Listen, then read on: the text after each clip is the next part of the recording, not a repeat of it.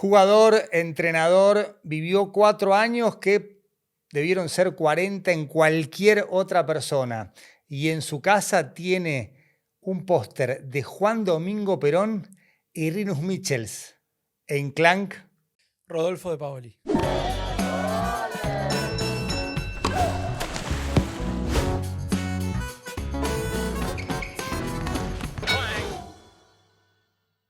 querido Rodo de Paoli, un placer tenerte acá en Clank. El gusto es mío, la verdad una alegría muy grande. Placer. Gracias por venir y vamos a charlar un rato de todo. ¿Qué estás haciendo ahora que no entrenás?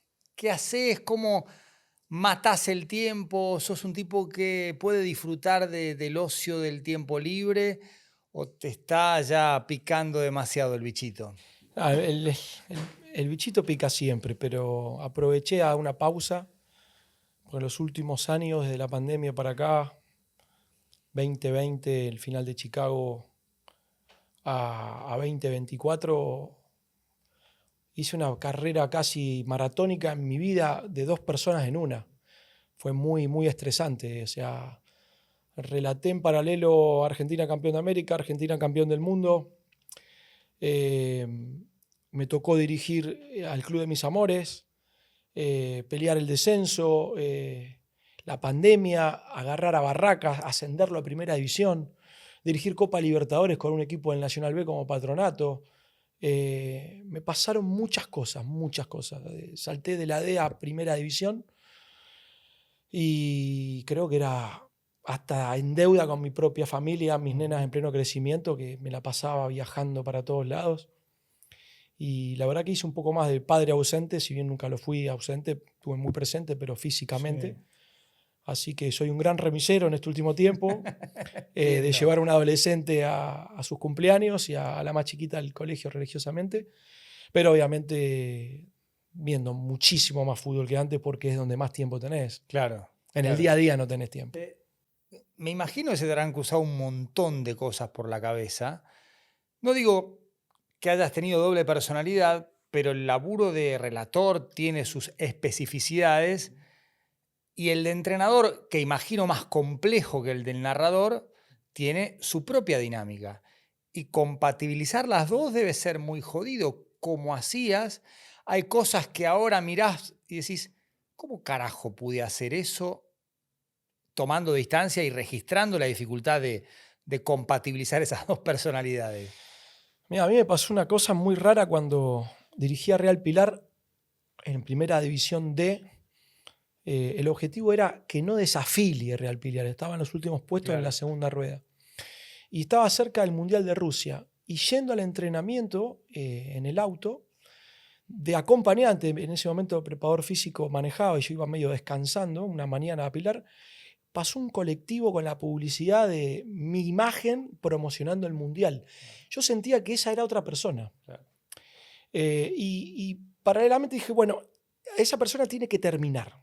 No ahora, pero tiene que terminar, tiene que coronar. Y esta que va yendo al entrenamiento del último de la D, tiene que retomar. Claro. Pues yo había arrancado a dirigir en el 2007 Deportivo Riestra. Sí. Y había dejado en una ascendente carrera de entrenador. De la D a la C, casi ascendemos a la B Metro, con Argentino de Merlo, y ahí hay un impasse porque, claro, aparece Fútbol para Todo y mi carrera. Claro, vos, Doc Sud y Liniers. Liniers, Doc Sud y Argentino de Merlo. Pero cuando aparece Doc Sud, aparece Marcelo Araujo, que me llama para decirme que el domingo tenía que relatar a un partido de River.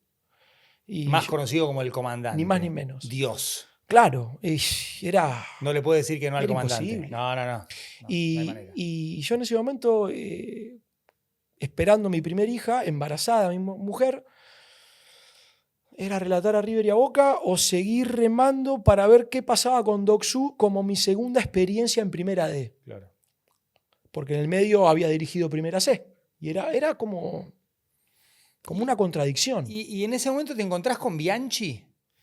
Sí, con Bianchi Bianchi lo conozco desde 2003 cuando comienzo a relatar a Boca en Radio Mitre. Ahí trabajamos juntos. Hago un gran recorrido con él porque Boca viajaba por todos lados en la Copa Libertadores y me tocaba viajar en el charter con ellos.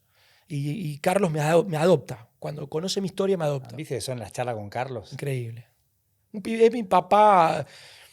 Mi papá que me dice realmente lo que quiere lo mejor para el hijo, no lo que quiere escuchar. Claro.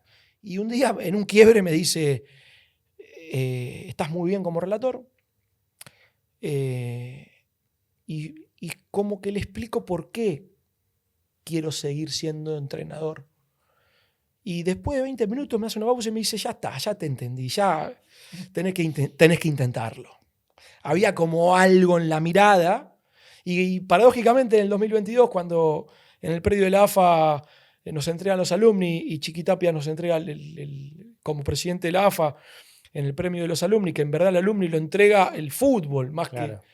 Y me entrega el entrenador más destacado de la divisional en una terna con Diego Martínez y con Facundo Saba.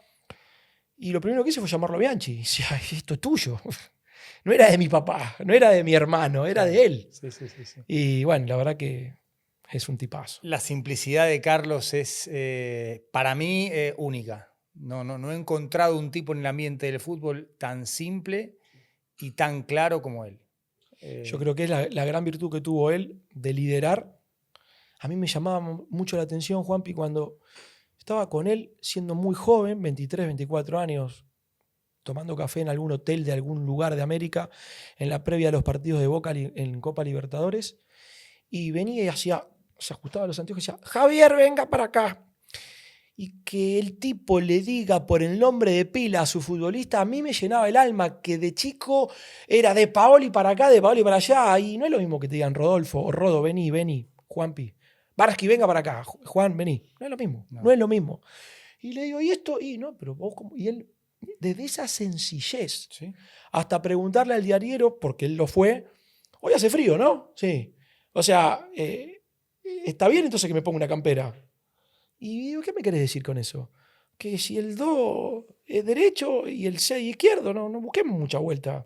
¿Entendés? O sea, creo que lo más complejo en el fútbol, Juan, es eso, es ser sencillo y Carlos lo era. Antes de relatar y de entrenar, vos jugaste en primera, jugaste en Chicago, zurdo. Recuerdo algún video tuyo en TN, vos arrancás en el 97, yo todavía estaba en TN, yo me voy en enero del 98, y después ya, digamos, laburando juntos, me mostraste más videos. Ese Rodolfo que recién empezaba, quería ser futbolista profesional, ya miraba los partidos con ojos de entrenador. ¿Cuándo empieza a picarte el bicho del relato? A ver, es que relaté de que tengo uso de razón. Claro. Porque jugaba a los muñequitos Sí, y relataba. Jugaba a ser Munier o Víctor Hugo. Porque en mi casa la radio estaba a las 24 horas escuchando la Oral Deportiva, después la tira de Continental con Víctor Hugo. Mi papá, dirigente de un club de fútbol. Los sábados íbamos a ver a Chicago, los domingos, aunque Chicago estaba en la B, íbamos a ver el partido más importante de la fecha. Y me crié en el vestuario de Chicago. Con 2, 3 años ya estaba como la mascota. Entonces, relatar era para mí algo como jugar a la pelota en la vereda y le daba como más realismo a los jueguitos de los muñequitos de torta pintados de todos los equipos. Obviamente el objetivo era ser jugador de fútbol, nunca pasó por la cabeza, ni siquiera estuvo en la fantasía ser relator. Cuando empecé a jugar al fútbol y empecé a crecer y a entender un poco más como futbolista ya de reserva y tocando la primera, veía que me gustaba mucho ser entrenador o que en un futuro podía ser entrenador. Y tenía algo de chico que decía, no, tenés que estudiar porque después del fútbol, ¿qué? Y la respuesta mía era, después del fútbol soy entrenador. Claro. O sea, no me vengan a asustar con eso. Entonces estaba muy claro que después del futbolista iba a haber un entrenador. Lo que sucedió que el futbolista, por las cosas de la vida, hoy escuchaba en el hilos de tu programa, que es extraordinario, el programa de Andrés Iniesta. E Iniesta dice, tuve la fortuna, más allá de mis características y condiciones, de caer en el lugar justo, que era la cantera de la Masía. Bueno, quizá no tuve la fortuna por mi característica, y no me estoy comparando con Iniesta, estoy hablando claro, del perfil que yo tenía como jugador de fútbol, de que quizá si caía en Argentino Junior, por ahí, no lo sé, tendría otra carrera. Ahora, ¿cómo se subestima en la carrera, en la película larga, el valor de la suerte, de la fortuna y cómo se sobreestima en un partido donde puedes decir, uy, tuvimos culo, ganamos. No. Pero el tema de la suerte y la fortuna en el recorrido largo, en la trayectoria, es Y impresionante. los momentos claves, los momentos justos. Y es que no deja de ser un juego que tiene un gran grado de azar, como la vida misma, las decisiones que vos tomás. Pero más allá de eso, mi experiencia de futbolista, de que un día dije, no, yo a la B Metropolitana no juego más. No, el fútbol para mí es otra cosa. Hoy daría los dos brazos por jugar en la B Metropolitana. Pero esa experiencia hizo que empiece a dirigir en la D. Cuando a mí me decían B Metropolitana, me daba como, no, las canchas están malas, ¿cómo voy a ir a jugar? Un día recuerdo acompañé a un compañero de Chicago que estaba en Docksud jugando en la primera B Metropolitana y lo acompañé y me quería que yo... No me cambié. Lo esperé y no me cambié. Hacía mucho frío y dije, no. Te vuelvo a repetir, hoy no lo digo como superado. Claro. Daría las dos manos para jugar ese rato en Docksud y jugar en Docksud en la B Metropolitana. ¿Te costó dejar de jugar? No, porque ahí es donde vino la transición de que de golpe me encontré relatando Boca en Radio Mitre. Era una cosa media rara. No, vos dejás en 2002 en el Porbe. Claro, yo dejo en el 2000 en el Porvenir. Sí. En el 2001, entre el 2001 y el 2002, dejo el fútbol sin saber que dejo el fútbol dando vueltas por Ecuador, por México. Entreno con el Toluca, voy a jugar al Mexiquense porque la edad que tenía me podían fichar. Y no arreglaba, no me cerraba, yo quería jugar, no me bancaba esto del representante. En un momento se me rompió la cabeza, estábamos en México, había que arreglar un contrato y la mitad de la plata iba para un lado, el otro, y dije, no, ¿sabes qué? Esto tiene mucha vuelta. Por ahí si no tendría el apoyo de mi familia, me bancaba esas condiciones. Claro. Pero agarré, me fui al centro mexicano del DF, me compré los botines que no tenía, me compré un conjunto deportivo, me pagué la diferencia del avión y me volví a Buenos Aires a entrenar con Coqui Raffo en el centro de jugadores libres y dije, bueno, y saldrá otra cosa. Nunca salió nada. Y en esa transición aparecí relatando. Claro. Alefantino se va de Mitre en 2002 y se organiza un reality. Ahí es donde nos conocemos. Claro, se lanza Super Olé Deportivo. En ese momento era Super Olé Deportivo. Claro, la unión de Radio Mitre con el diario Olé. Me llaman a mí para hacer la previa de las transmisiones y luego la radio sigue la campaña de River con Adrián Moll y de Boca con vos. Y vos, digamos, llegás como consecuencia de una competencia, de un reality de relatores. Claro, éramos cerca de 400, 500. Nadie sabía de qué se trataba. Nadie explicaba qué era la campaña de River y de Boca y qué iban a elegir. Y fui, hice la cola y ya te digo, estuve como 6, 7 horas en la cola y ya me parecía que no iban a... Y bueno, me tocó hacer una prueba de voz, que fue la primera de todas, y yo veía que a esa hora no iban a escuchar, entonces como que tomé la posta y dije, si no me escuchan me voy, no sé qué, y Gallego López, me acuerdo que uno de los productores. Sí, claro. Pibe, ¿qué te pasa? Y me dice, pero están comiendo pizza. Claro, el jurado Sí, estaba hace 8 horas escuchando prueba de voces. Y relaté un gol de Chicago de fantasía, porque yo venía de relatar la campaña de Chicago hace muy poco. Estaba relatando la campaña de Chicago. En la M1440, Jorge Losauro me llevó, que era el comentarista y conseguía las publicidades y cubría el espacio, un tipo muy reconocido en lo que era el partidario Nueva Chicago. Imagínate, el primer partido que empecé a relatar a Chicago, el año anterior yo jugaba en Chicago y habían compañeros. En la platea se daba vuelta y dice, este está loco, va a relatar ahora. Fue uno de los días más tristes de la vida. Digo, este está loco, va. De jugar ahora se pone a relatar.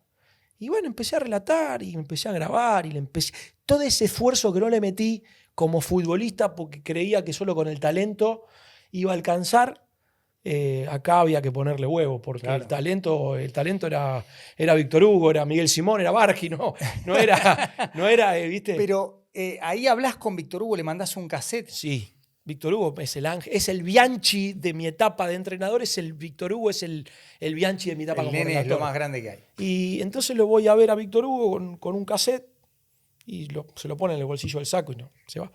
Pero claro, típica que le dejás el número de línea de la época. No había un currículum, no tenía un currículum, tenía 3 partidos relatados. Y sonó el teléfono en mi casa y me dice, Víctor Hugo Morales. Y yo, dale, yo soy... Quiero decir, Teresa Calcuta. querido. Y bueno, medio que me estaba hablando y digo, a ver si es de verdad y yo lo estoy mandando al carajo. Claro. Y era de verdad Víctor Hugo que me llamó y me dijo, si vos sos el del cassette, te espero mañana en Radio Continental. Imagínate, para mí era la noticia de la vida. Mirá vos.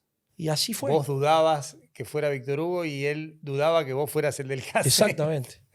Y me dijo, mirá que sos bueno, ¿eh? ¿En serio? Sí. Y que Víctor Hugo es como que un pibito juega a la pelota, venga a amarrar y diga, mirá que vos podés jugar en Sí, primera. total. Pero ¿a dónde tengo que ir? Sí, Eso sí, fue un poco lo que pasó. sí. Me cambió la vida. Y charlas con él, ¿qué te dice? Él intrigaba mucho como un jugador de fútbol, porque era lo Claro. que era. No jugaba más al fútbol y de golpe estaba relatando, haciendo más preguntas que... Yo no quería ser Víctor Hugo. Hasta incluso cuando empiezo a relatar, yo viajaba en el 2001, cuando Boca juega la final intercontinental contra el Bayern Múnich, que pierde, Claro. el famoso 1-0. Sí, Que el gol de Sami Ancelotti. Kufur y la expulsión de Chelo. Nosotros vemos esa final antes de ir a entrenar a lo de Coqui y Raffo.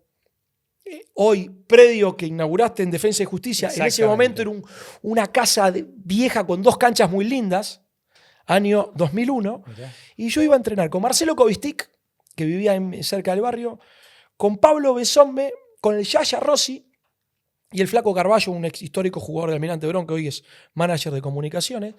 Nos juntábamos en un café en Bonifacio, desayunábamos y arrancábamos el auto. Una semana cada uno. Bueno. Entonces yo les digo un día a ellos en broma, nadie lo sabía. Che, a Marcelo Kovistik le digo, escuchame Marce, hoy a la noche relato Chicago Independiente. Pone la radio, AM 1440. ¿En serio? Sí. Imagínate. Eso fue un sábado, no había red, no había WhatsApp, era mensaje de texto. Voy el lunes con el cassette y le digo, che, mira, cómo me empezaron a cargar, pero veían que era un relator de radio. Claro. Y la vuelta de la vida, ahí me acuerdo que conocí a Hugo Rondina y medio me cargaban, que era el que relataba, y para mí era una broma, era un juego relatar. Sí. ¿Quién iba a decir que iba a relatar como terminé relatando, no? ¿Y cómo te enterás de que sos uno de los relatores elegidos para, en este caso, transmitir la campaña de Boca? Y cuando ese concurso que te dije hace un rato que arranqué entre la cola que hice, fuimos pasando varias etapas y quedamos 8. De los 8, cada uno tiene que relatar un partido de los 8 partidos de verano, del fútbol de verano viejo, Mar del Plata, Mendoza, Córdoba, y me toca el último, absolutamente el último, un Boca River en Mendoza. Y tengo el dato que me dice Roberto Leto y Marcelo Palacio. Y está difícil, vos sos muy parecido a Mariano Clos, y están buscando otro perfil. Le digo, pero ¿cómo voy a ser parecido a Mariano Clos? Y Mariano Clos es una leyenda, yo soy en todo caso soy un imitador, le digo, tendré el tono, a mí, Víctor Hugo es Dios, yo escuchaba a Víctor Hugo, es lo que me sale. Y me acuerdo que voy como enojado a la prueba final y le hago escuchar en el Walkman un partido de Chicago a Leto. ¿Qué tiene que ver Mariano Clos? Esto no tiene nada que ver con Mariano Clos. Escuchá bien. Y era como luchar contra la corriente. Bueno, relato el Boca River y la gente llama a la radio pidiendo que yo sea el ganador porque yo cometo, entre comillas, una trampa sin saberlo. Empiezo a hinchar por Boca cuando no había que hinchar por Boca. Mi teoría era, si me están escuchando los hinchas de Boca. En un relato de esa transmisión, vos decís, se empataron solos. Claro. Porque a mí me hacen escuchar. Claro. En el tramo final. Traes un hincha, estás loco. Y a mí me causó gracia el relato, porque además estaba bien puesto, porque es una jugada en la que realmente se empatan solos. Y pregunto, ¿ganó él? Me dicen sí. Y ahí te conozco, te descubro como relator. Sí, increíble. Sí, yo me acuerdo que cuando fui a la prueba final era una entrevista y les cuento a Farinella, creo que también estabas vos. Sí, estaba yo. Y digo, yo soy jugador de fútbol, yo no sé cómo es esto. Me dice, ¿pero vos estás dispuesto a cuestionar a los futbolistas? Sí, y salta uno y dice, no, pero tampoco tratarlo de burro, porque creo que había dicho que el Vichy Fuerte chocaba con un autito chocador. El Vichy, le mando un saludo al Vichy, un fuera de serie como persona. Sí, un delantero tremendo. Tremendo goleador, el 9 de River. Sí. Pero claro, yo me apoyé tanto en el relato partidario que me acostumbré a escuchar de chico de la campaña de Chicago, que yo sabía lo que quería escuchar el hincha. Claro. Y como tenía la duda de que me decían que no iba a ganar, es como que tiré toda la carne al asador faltando 15 minutos. Y muy jugado porque River ganaba 3-1. Boca estaba escrito, empató Boca 3-3 y quédense ahí que se lo ganamos por penales. Se lo ganó Boca por penales. La historia dirá después que cuando salgo a la calle creen que soy hincha de River porque que iba al fútbol Pisculichi. Claro. O Barovero. Sí. Lamentablemente, para muchos hinchas no soy ni de River ni de Boca. Y bueno, hice esta carrera a los tumbos. ¿El Somos Todos Montiel fue una inspiración del momento? ¿Qué te acordás de algo que vos sabés que te iba a acompañar para el resto de tu vida? Hay 3 relatores en televisión, Pablo en la televisión pública, Gustavo en D-Sport, Gustavo Kufner, y vos para Teis Sports, que relataron lo más importante del fútbol argentino para la tele. Después hubo otros narradores de radio y de otras señales, pero para los 3 canales argentinos, el momento más importante. El contexto es: cuarto penal para Argentina, tenía ventaja, 3-2, ya había pateado Francia, creo que fue Colo Muani el cuarto. Y hagamos una especie de anatomía de ese instante. La noche previa me voy a dormir escuchando a Víctor Hugo en Italia 90. Hoy con YouTube no hace falta antes, buscás, encontrás. Y Víctor Hugo le explicaba a la gente que en caso de que no gane Argentina en Italia 90, Total, que había que estar orgulloso del equipo. me acuerdo perfecto, sí. En el medio hay un gol increíble, porque era un resumen de Víctor Hugo en Italia 90 del gol de Argentina a Brasil, y que lo escuchaban hasta las mujeres de la alta sociedad caminando por las galerías de Milán comprando carteras caras. ¿Qué son esos alaridos? O sea, yo me fui a dormir entrando en clima. Nada tiene que ver con que era un nene pateando, como lo fui yo de chico, el portón del vecino de enfrente. Somos todos Montiel. Montiel era el que pateaba. Somos todos vos, yo. Claro. Porque digo, ¿qué pasa si hay una posibilidad de que haya un tipo que se hace el gol del penal, sale campeón del mundo? En la plaza, en el barrio. Y me salió todo totalmente. Tuve la suerte de no quebrarme para describir semejante emoción, que ya la había vivido y que sí me quebré, mirá lo que es la vida, cuando Valenzuela patea y convierte el gol que Barraca le da el ascenso a primera división en cancha de Racing. Y yo me quiebro y viene Frete a entrevistarme y parece un delirante. Nadie sabe de mí nada. O sea, hoy me arrepiento de haberme mostrado al mundo entero a flor de piel en aquel momento y no me perdoné y no me podía perdonar que me vuelva a suceder en caso de que Valenzuela, Messi o Montiel haga el gol de la título del mundo. Y me salió algo increíble, producto del quiebre emocional que había sufrido paradójicamente un año atrás con el gol de Valenzuela. Valenzuela era yo, pateando ese penal. Zurdo y todo encima. Era soñar el penal del ascenso con Chicago a la A. Era soñar el gol del Mundial con, Messi en este caso. Montiel, fuimos todos Montiel. Te siguen, por supuesto, recordando ese Somos Todos Montiel. Sí, me da mucho orgullo. Y debe ser muy gratificante. Y me llena el alma, qué sé yo. Yo voy a la peluquería como fui hoy o ayer a tomar un café al shopping. No hay una persona, Juanpi, de verdad, mirá que hace rato que no estoy en los medios, que no aparezco, que no utilizo las redes, estoy buscando más calma. Sí, está bien. Y no hay momento que alguien me diga, somos todos Montiel, o te cuenta alguna historia cortita y te pide una foto y tenés que volver a relatar Argentina y vos me hiciste sentir y digo, no, fueron ellos. No, pero vos, claro, fui el interlocutor. Es entendible lo que le genera a la gente semejante momento en la vida, ¿no? Argentina sale campeón del mundo. Ahí es cuando empieza a moverse esa foto de vos yendo en el asiento del acompañante como entrenador de Real Pilar y te encontrás con un colectivo que tenía tu cara como promoción del Mundial de Rusia, ¿es ahí donde decís, esta etapa terminó? ¿O fue más un proceso para decir, ahora quiero ser solamente entrenador?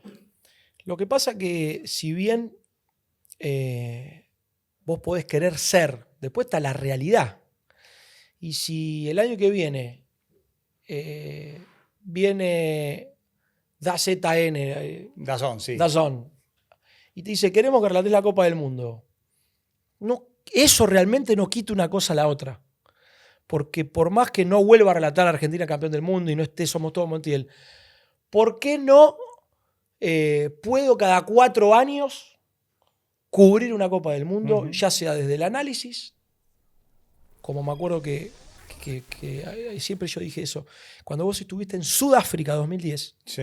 haciendo un programa especial de análisis de los 3 partidos con un pizarrón, ¿por qué no puedo trabajar de eso cada 4 años si algún día tengo un reconocimiento como entrenador? Gustavo Alfaro, Cadena Caracol. Sí. Ejemplo, ¿no? Entonces, no es que pateó Montiel y no relató más. De hecho, seguí relatando esporádicamente algún partido de Argentina. Pero me parece que paradójicamente una cosa no quita la otra. No significa, porque mientras me desarrollé como entrenador, te aseguro que no relaté más. Relataba solamente Argentina y a veces.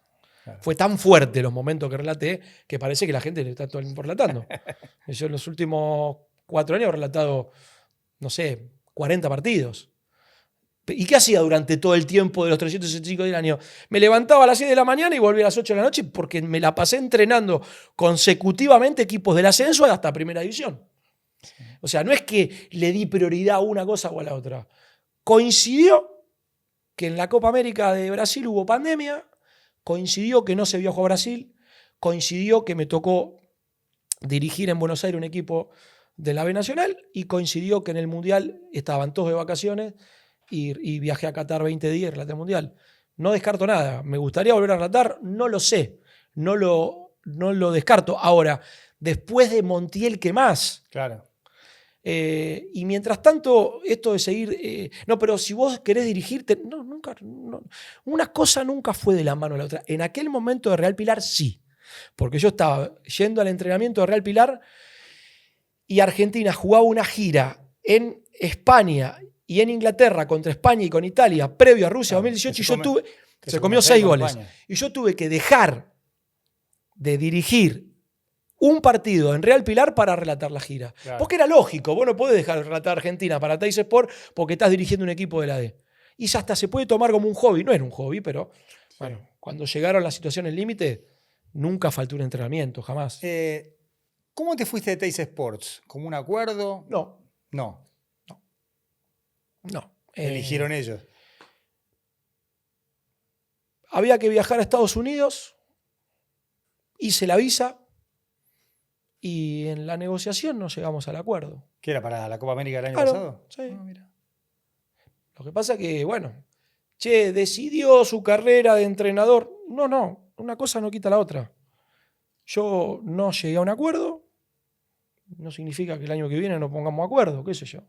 Y si no es Teis Sports, es otra empresa. Hoy tengo la cabeza esperando el momento del club,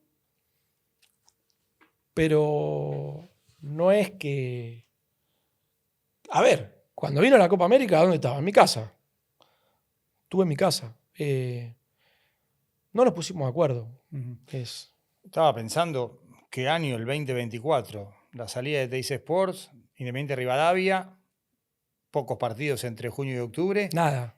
Y Colón, 6 partidos. Sí. Entre octubre y septiembre. 36 días. 36 días. Sí, bueno, pero son los momentos que a veces tenés que saber elegir y cuándo entrar y cuándo salir.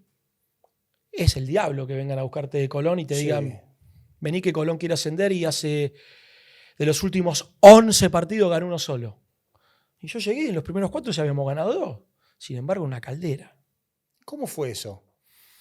Había un microclima muy tenso. Hoy lo que está viviendo Colón yo lo empecé a masticar en sus inicios. Jamás me imaginé que había tanta atmósfera política. Era una locura. Era pobres los jugadores que pasaron, los técnicos que pasaron. Atrás mío pasó Osela, que había salido campeón. Atrás mío pasó Minela, que como fue un interino y ganó un partido, después lo pusieron, perdió 5 a Lille y lo echaron. Atrás mío pasó Pereira, que lo armó, que arrancó bien, que después perdió 6 a Lille y lo echaron. No, pero traigamos a Iliana, que fue el último campeón, y lo echaron. Y le fue hasta peor que a nosotros. Y después vino Medrán, que iba segundo, y jugó 4 partidos y no ganó ninguno y perdió 3. Es una locura, Colón. Lamentablemente, el tiempo pone las cosas en su lugar. ¿Cómo explicás esto? Es como que yo le quito el cuerpo. Habré cometido errores como todo, pero en 34 días y 5 o 6 partidos. Sí. ¿Y qué notaste de raro? Yo creo que hay un tema político ahí muy, muy profundo, muy delicado. Era un club muy grande, muy popular, muy campeón hace poco, muy jugando copas internacionales y está en el Nacional B. Y no se ponen de acuerdo entre ellos. La prensa es muy fuerte. Tiene muchísima hinchada, Colón. Muchísima gente. Es un grande del país. ¿La prensa es fuerte en qué sentido? Y la prensa, vos, a nivel local, es como dirigir Boca o River. Salís a la esquina y ya saben con quién saliste, si tomaste café, si en el entrenamiento Barsky jugó de 7 o jugó de 9 un minuto o 2. Che, pero ¿de dónde sale la información? Hay drones, ¿viste? Era tremendo. Pero bueno, es un club muy grande que seguramente se tendrán que poner de acuerdo entre ellos. Una gran experiencia igual, ¿eh? Y sí, gran algo positivo tenés que rescatar de esos días tan intensos. Conocí a un tipo como Paolo Goltz, como Sebastián Prediger, como Javier Toledo, como Bernardi, que la verdad que son los tipos que más me respaldaron. Imagínate lo fuerte que era esto, claro, que ni tipos con la espalda de ellos pudieron respaldar. Bueno, después se fueron, de hecho 2 de estos 4 dejaron el fútbol. Es un desastre, el microclima era un desastre. ¿Qué significa para vos ser entrenador? Pasión, alegría, aprendizaje. ¿Cómo entrenás? ¿Cómo armás los equipos de trabajo? ¿Qué vínculo querés tener con el futbolista? ¿Qué fibras hay que tocar? Más allá de las preferencias del juego, que las podemos, por supuesto, analizar. Pero hablo del trato con el futbolista. Mira, hace poco tuve una charla casi de 4 horas y media con Cachito Vigil. Yo sentí que encontré, así como te dije en mis inicios lo de Bianchi, Cachito, lo que ven, lo sabés, es. Tipo, en un momento hasta se quebró, me emocionó, me dio palabras de aliento. Yo quiero ser Cachito.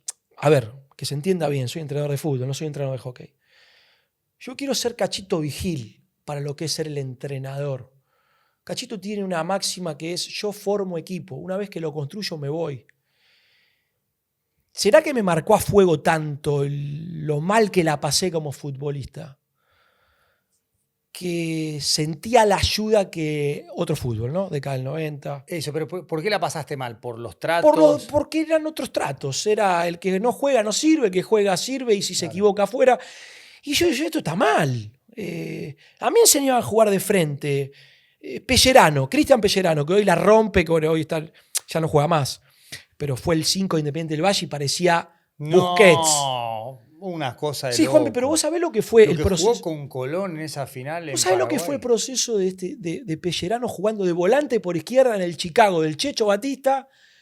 Y cómo a veces te puede cambiar la vida un técnico como Rodolfo Mota, que lo puso de volante central, sí, con la cancha de frente, y termina siendo lo más parecido a Rodri. No.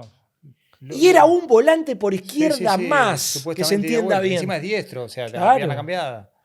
Y digo, pero yo quiero eso para mis jugadores, lo que no hicieron conmigo, dárselo. Entonces eso significa armar equipo, solidaridad de verdad, te hablan de la familia, que se involucren los jugadores entre ellos. Che, ¿sabe Juanito el problema que tiene Pedrito en la familia?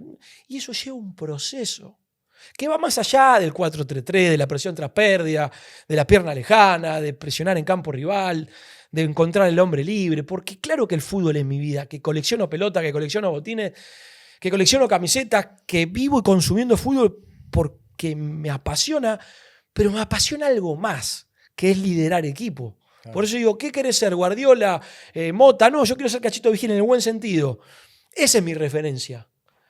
Construir equipo y que los jugadores digan, che, este tipo me cambió la cabeza, este tipo me cambió la mentalidad, este tipo me enseñó a jugar con la cancha de frente. Un ejemplo, Valdés Chamorro, jugador extraordinario. Yo percibía en Patronato que Valdés Chamorro giraba, agarraba, gambeteaba, tipo Di María, de espalda. Y digo, ¿qué puedo hacer? Hablaba con Pedro Servín, mi videoanalista, mano derecha, miraba los entrenamientos. ¿Qué puedo hacer con este chico? Te bajaba la información con Boy Scout, duelo ganado, recibido. No, le digo, dame algo más que no me están dando los datos.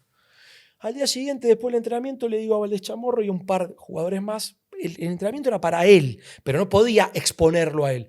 Agarré varios jugadores. Puse 4 jugadores afuera y 1 contra 1. Y yo ayudaba al que tenía la pelota. Yo estaba seguro que Valdés Chamorro gambeteaba por intuición y no tenía idea lo que había a su alrededor. Estaba casi convencido. Lo que me pasaba a mí como jugador. Talento, gambeta intuitiva. Entonces digo, vamos a inventar un ejercicio. Vamos a jugar 1 contra 1 y yo como acompañante del que tiene la pelota. Entonces le tocó a Valdés Chamorro 1 contra 1 y los 4 afuera. Pero los 4 afuera, los 4 apoyos, tenían que ir rotando como esa aguja del reloj. Y él tenía que seguir jugando. Entonces, el juego era gambetear, pero tener la visión periférica. Entonces, en un momento, mientras iban moviéndolo de alrededor, le tapo los ojos a Valdés Chamorro. Abrí los ojos. ¿Quién está ahí? Fulano, Mengano. Bien, ¿los tenés claros? Sí. Seguía jugando 1 contra 1. Se seguían moviendo los 4. No los acertaba. Porque no miraba alrededor. Vos no sabés lo que a mí me da la alegría cuando yo lo veo jugar en Atlanta, Valdés Chamorro. Que antes de recibir mira. Ya me doy cuenta que escanea. Escanea, claro. Escanea, lo que se dice hoy. Eso me llena el alma, Juanpi. A mí, la verdad, ver el progreso de Iván Tapia, de Juan Manuel Vázquez, de Carlos Arce, de Valdés Chamorro en Atlanta, de esa pequeña estupidez. No es una estupidez. No. Para mí vale más que un título. Después el tiempo dirá, este es un charlatán, ganó, perdió. Ganar y perdemos más o menos, vamos a perder un poco más de lo que vamos a ganar, más con lo que te va a tocar. Siempre. Pero eso es lo que a mí representa ser entrenador. Hablando de títulos, el ascenso de Barracas tiene, además de ese festejo en el que vos decís, no tienen ni idea de quién soy yo, y me gustaría que profundicemos en eso, una carga que tiene que ver con los penales, con los arbitrajes, más allá de la campaña, porque no puede sostenerse un equipo 13 partidos sin perder solamente a base de silbatazos. En esos 13 no nos dieron ningún penal. Es verdad. Claro. Y lo escuché, y te lo escuché decir. Pero, ¿cómo conviviste con eso de, fue durísimo, por un lado, alcanzar un logro del que no te vas a olvidar más? De hecho, el penal de Valenzuela es un poco el Somos Todos Montiel, pero con esta cosa de bajar el precio, ¿y qué querés? Es el equipo de Tapia, los favorecen todos los partidos, perjudican a los rivales. Y mirá lo que le pasa a Insúa. ¿No le pasa lo mismo a Insúa? Sí. Y para mí Insúa chapó. Y somos vereda opuesta desde lo futbolístico, en el sentido, vereda opuesta que se entienda bien. Para mí es un referente Insúa. Juega con línea de 5, no achica, no presiona, pero es el equipo con uno de los equipos con menos valla invicta, con más goles a favor, puntero, y siempre hay un problema. Ahora, si Barraca va a octavo, no dirían nada. Y Insúa es tan bueno como, y está jugando igual que cuando jugaba en San Lorenzo. Sí. ¿Y qué crees que haga, Juanpi? Contra eso no se puede hacer nada. Porque me pasó en Patronato. ¿Y ahora qué van a decir? Decía, cuando jugamos contra Botafogo, en la Sudamericana, después de ganar Atlético Nacional en Copa Libertadores, ganarle a Paulo Austari en el Atanasio Girardot, clasificar a la Sudamericana, y la desgracia de que te tocó el peor de los playoffs para jugar los octavos de final, que era Botafogo, que el año siguiente fue campeón de América.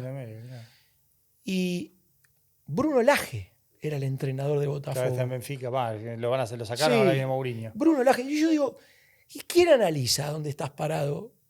Fue una paliza futbolística, Patronato, Botafogo. 1-1 en el Nilton Santos, estadio donde hizo el máximo récord Usain Bolt en los Juegos Olímpicos de Río de Janeiro. ¿Y quién lo sabe eso? Yo lo vi, yo lo viví, no me engrupo. Si me engrupiría no estaría diciéndolo. Y vamos a mirar de vuelta el partido desde la cámara táctica, con Valdechamorro, con Arce, con Nico Domingo, Claro. con Nazareno Solís, con grandísimos jugadores. Vos te pensás que yo toco un botón y se mueven solo. Y era Bruno Lage, o esos partidos como alguna vez en Barraca le hicimos mano a mano a Becasese, que hoy es uno de los mejores entrenadores de Sudamérica. Y en 30 minutos le ganamos 3-0 porque a veces sale lo que planea. Y bueno, la prensa va a decir los 8 penales de Barraca. Y te digo la prensa, pues los conozco. Sí. ¿Y qué quiere que haga? Y, Es lo que me tocó. ¿Y alguna vinculación con tu rol de relator le encontrás a eso? Lo que pasa que, a ver, ¿qué quieren ser los chicos cuando son periodistas deportivos? Barsky, Giral, Miguel Simón, Clos, Viñolo. Ah, pero vos estás ahí, te has ganado tu lugar. Y ahí está el tema. Te has ganado tu lugar. Digo, relatando, o sea, ¿quieren relatar el Mundial? Sí. ¿Qué sé yo? Y bueno, y te van a pegar porque dicen, me voy encima, vos dirigís, pero ¿quién sos? ¿Qué crees que haga contra eso?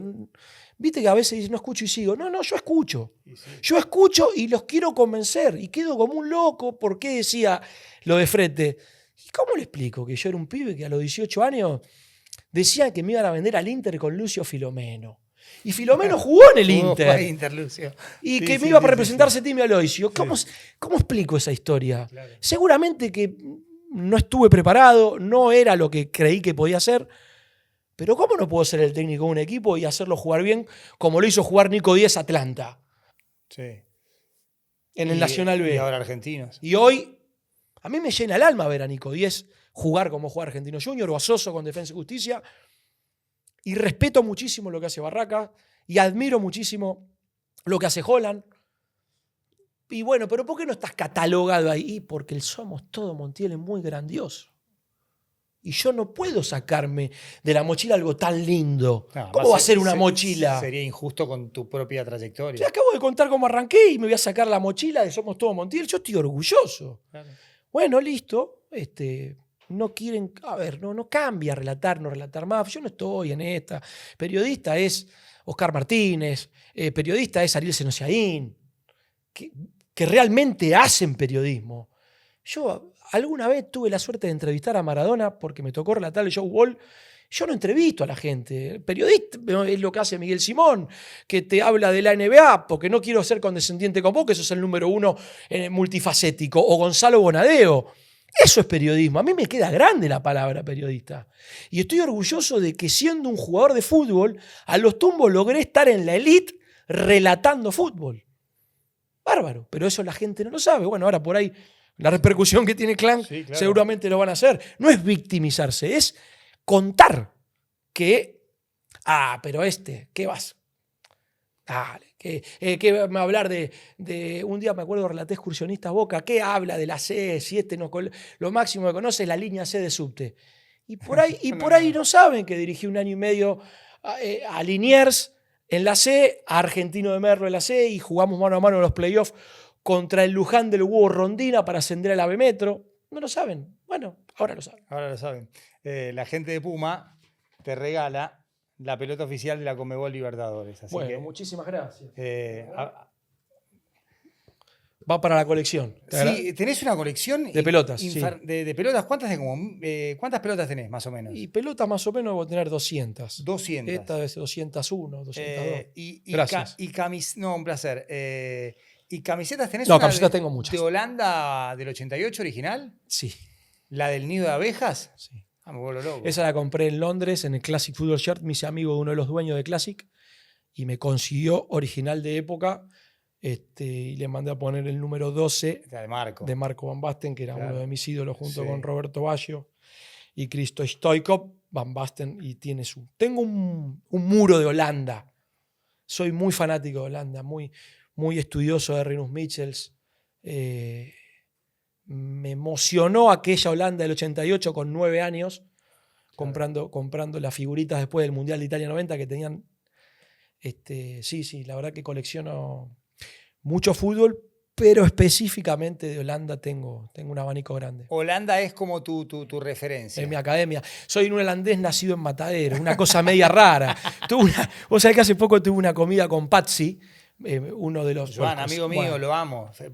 ¿Fuiste a comer a la casa? No, estuvimos comiendo en Mataderos. Ah, perfecto. No, un amigo, Maxi gran Zapata. anfitrión además, Joan, lo adoro. Bueno, contale a la gente quién es. Porque... Joan Patsy es el director deportivo para Sudamérica de Manchester City. Fue un gran amigo de Johan Cruyff, gran amigo. De hecho, la única nota que da el flaco Cruyff es a siga con el flaco Simón, el ruso Berea, me acuerdo, el flaco Menotti y yo. La gestionó Mariano Olsen, productor. No, El Mundo, Radio El Mundo. La gestionó Mariano Olsen, el productor, con Joan Patsy. Y Joan se vino a vivir a Argentina y su hijo. Sí, divina, Karina. Y su hijo, es más, le voy a decir cuando terminemos de grabar que hablamos de él para que lo vea. Claro. Y su hijo fue al colegio de la misma edad de mi hijo Benjamín. Ah, mirá. Y ahí nos reencontramos. Qué bueno. Y charlábamos, fui a comer a su casa, fui a tomar café con él, un crack total. Un amigo de Chicago se hizo amigo de él Mirá. y me invitó a comer en Emilio Castro y en General Paz. Comí un típica carne argentina. Hermoso. Y yo mostrándole los videos de Barraca presionando. Y él explicándome que había que presionar 10 metros más adelante. Más adelante, que me vuelvo loco. Sí, muy amigo de Pep también, Joan. Bueno, yo me hice muy amigo de Juan Malillo. Y es un poco la referencia, junto con Oscar Cano Moreno. Claro, que hizo el mejor libro sobre el Fútbol Club Barcelona, que es el modelo de juego del Fútbol Club Barcelona. Bueno, Oscar Cano Moreno es muy amigo. Mi mano derecha fue a trabajar con él a China, a un equipo de China en Beijing hace poco. Sí. Beijing no, otro equipo, no me acuerdo el nombre. Y Cano Moreno, hace un rato nos mandamos unos audios. Está haciendo fuerza a ver qué club sale. Yo soy un holandés con academia española, pero nací en Matadero. Mi papá se crió en Los Perales. Claro. Entonces no es que me haga el fútbol sofisticado, porque me crié en un lugar donde el olor a chinchulín es natural. Entonces tengo ese poder de adaptación para poder dirigir en la D y valorar mucho cuando jugás en el Atanasio Girardot, sí, que el césped está mojado y está al nivel de la Champions. ¿Y fuiste a Holanda? Me cuesta mucho decir Países Bajos. No conozco Holanda. No fuiste. No, es el único. ¿No fuiste a Ámsterdam a ver cómo se entrena el Ajax? No. Fui a Manchester, hablé con Guardiola, vi los entrenamientos. Después me pegué una vuelta en su momento por el Tottenham, pero es la gran cuenta pendiente que tengo y que me lo quiero armar bien porque quiero recorrer Ajax, Feyenoord, PSV, quiero ir a Rotterdam. Sí.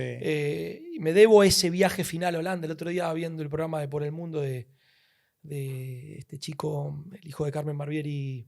Fedeval, un crack, como conduce el programa. Y estaba mostrando Holanda y le digo a mi mujer, tenemos que ir. Pero tenemos que ir de verdad. O sea, no, pero vos tenés que ir a ver el entrenamiento, conocer la historia. Y sí, soy me siento muy identificado con... De hecho, alguna vez he charlado con Holland porque me ha hablado, o con el profe Cohen, sí, de la academia holandesa, del hockey vinculado al fútbol. Pero bueno, hay mucha conexión entre el hockey y el fútbol. Muchísimo.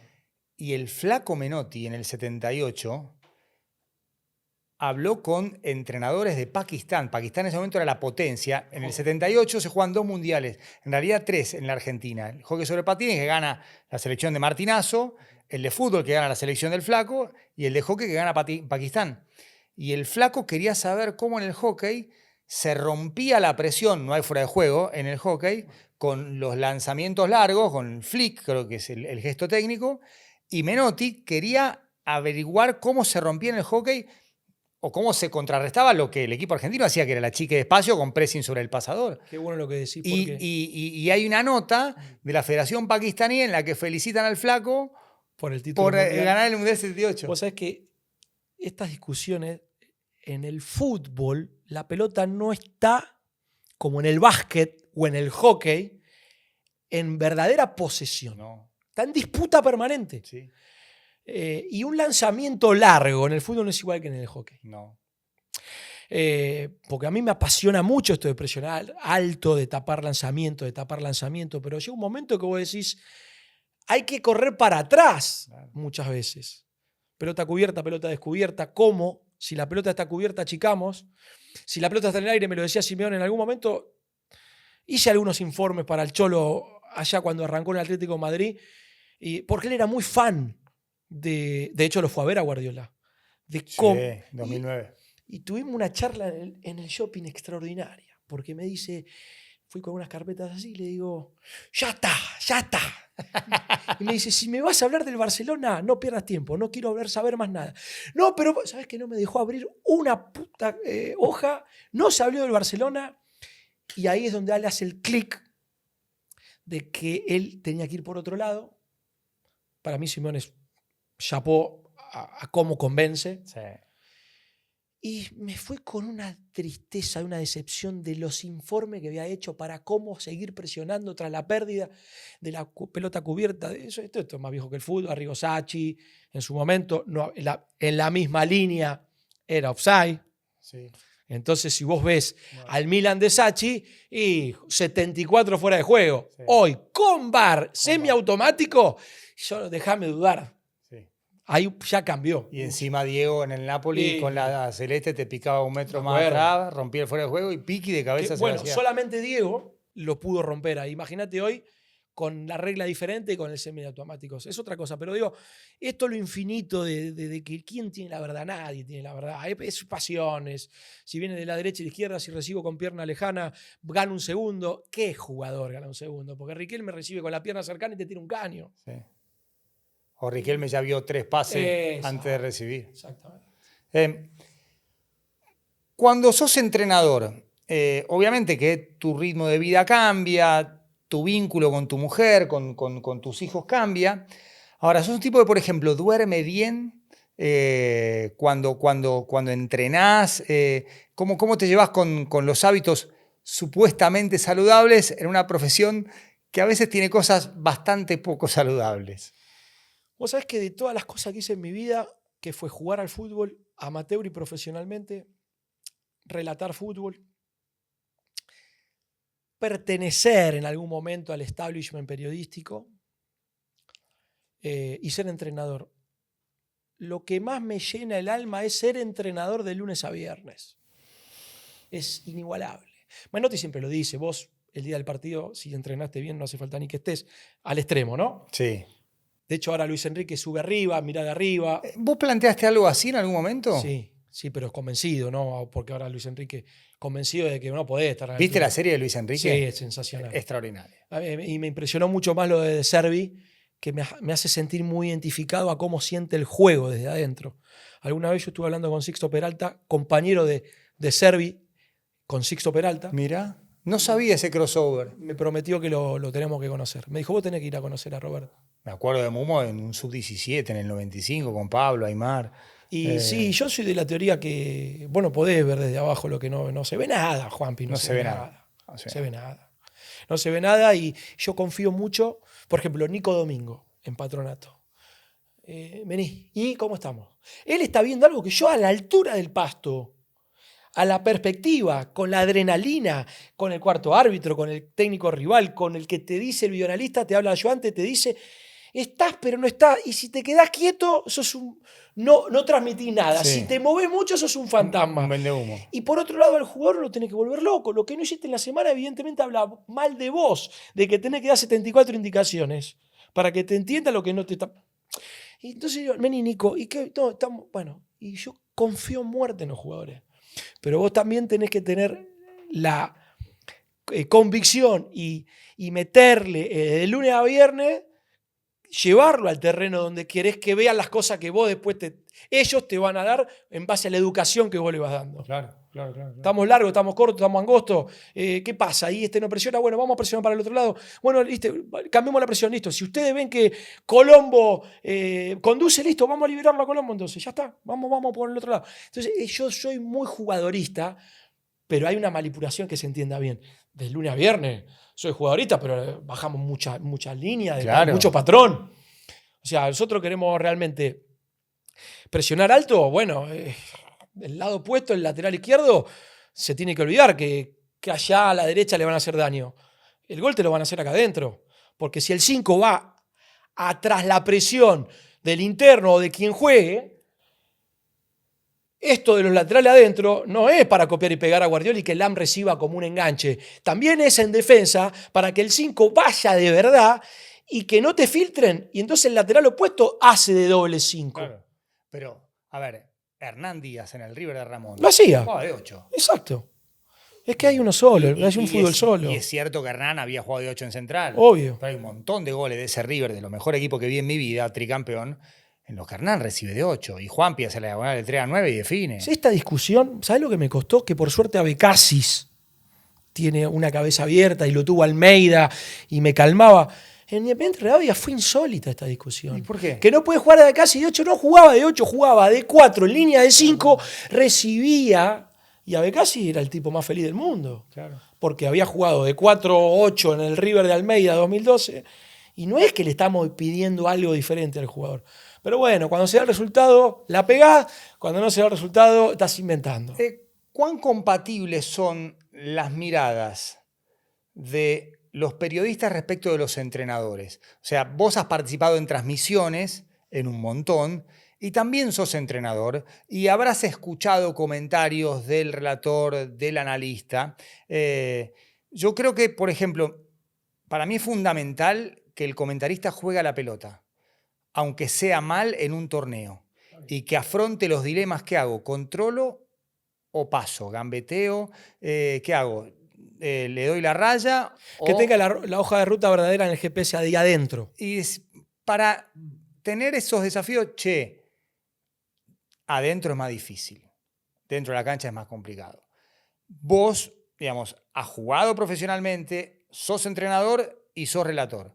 ¿Cuán compatibles son las miradas y si se enriquece el cruce o directamente ya forma parte de la rivalidad, obviamente con el anabólico de las redes sociales? Bueno, lo de las redes sociales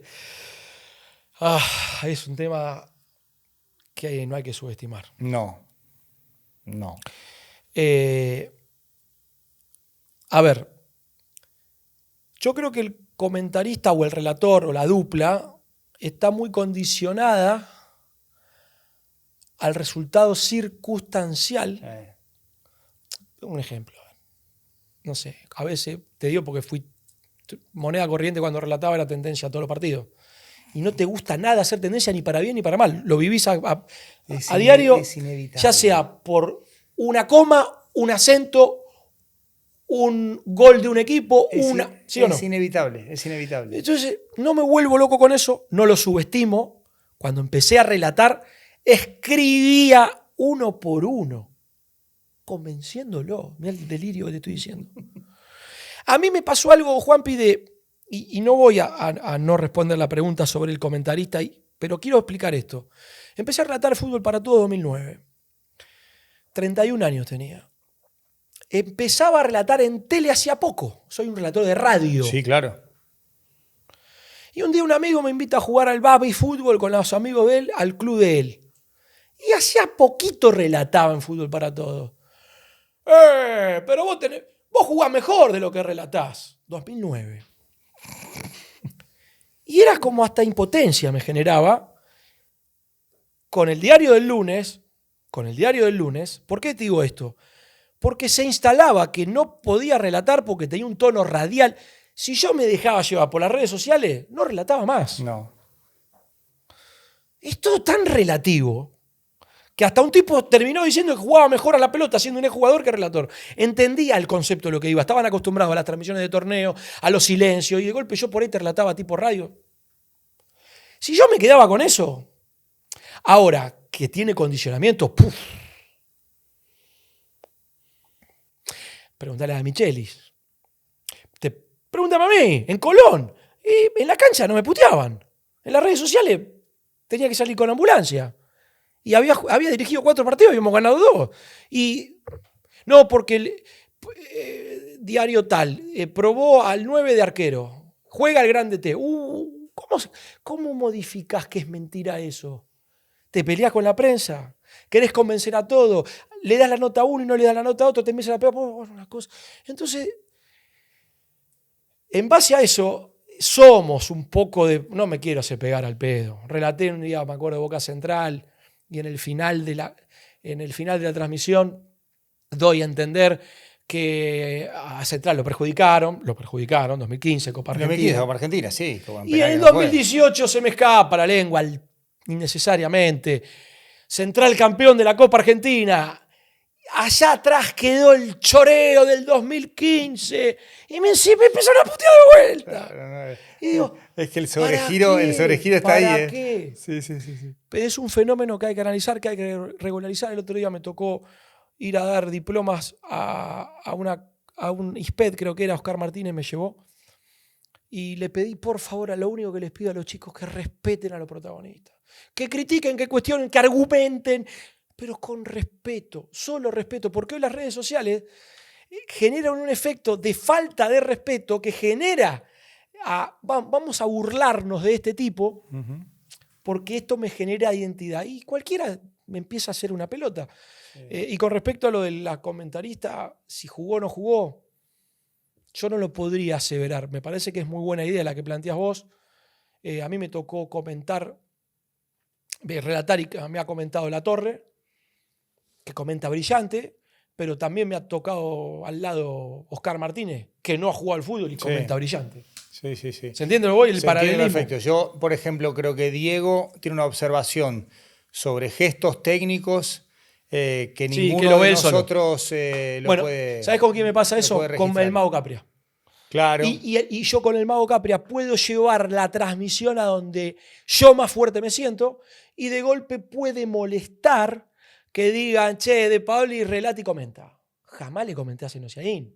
Sería lo último que haría. En todo caso, sería una burrada lo que yo digo y que él diga lo que se le ocurra. Claro. ¿Es verdad que vos le dijiste a Ariel que Argentina ganaba al final la Francia por penales? En el remis fuimos, sí. Tengo la sensación que vamos a ganar por penales. Pero también le dije que era un partido cerrado y terminó 3-3. 3-3, sí. Es dinámica de lo impensado. Hablando de respeto, de valoración, ¿sentís que te respetan más los entrenadores o los futbolistas? ¿O ya esa distinción se terminó? No. Los que más... Esto es privado, pero bueno, algún día se va a saber. Lo digo yo hoy, es un autobombo. Que te diría que no es lo más importante porque no son los que deciden. Pero los futbolistas son los que más me respetan y son los que me recomiendan para que yo siga teniendo trabajo. Mirá. Ahora, con eso no es suficiente. No. Con eso no es suficiente. Pero, en definitiva, yo entreno para los futbolistas. Obviamente tenés que entrenar para ganar, porque si no ganás te echan, y los que te contratan son los dirigentes, pero los jugadores de fútbol son los que me enseñan diariamente, y es mentira, no voy a dejar de darles un beso y un abrazo todas las mañanas. No te va a dar más autoridad o menos autoridad. Es mi manera de sentir la vida. El respeto y el liderazgo pasa por otro lado, porque dándole beso y abrazo me fue muy mal y dándole beso y abrazo me fue muy bien. Claro. ¿Cómo te actualizás en tu trabajo? Obviamente viendo partidos. Fuiste a ver entrenamiento del City. ¿Qué aprendiste del contacto personal con Guardiola? A ver, un día Gorosito dijo, voy a escuchar a Pavarotti y no voy a cantar. Entiendo perfectamente. Sí. Pero ¿sabes qué? Y lo respeto a Pipo muchísimo. Pero Pipo, por ejemplo, cuando se formó como entrenador fue a ver prácticas de Ajax. Obvio. Estoy hablando del año 2001. Antes 2002. que arranque en Chicago, que fue su primera experiencia. Y yo relataba a Chicago y lo elogiaba porque sabía que se fue a preparar un mes al Ajax puntualmente, con Cacho Borelli, y con el profesor Polola y con Chapa Zapata. Sí. Está bien, se pone de moda que ahora cualquiera se saca una foto y está bien. Yo me acuerdo que el debate que a mí me rompió la cabeza en esa media hora de charla con Guardiola fue analizar el post City West Ham, y yo le había sacado fotos desde atrás del arco a secuencias sería una cámara táctica, ¿no? Claro.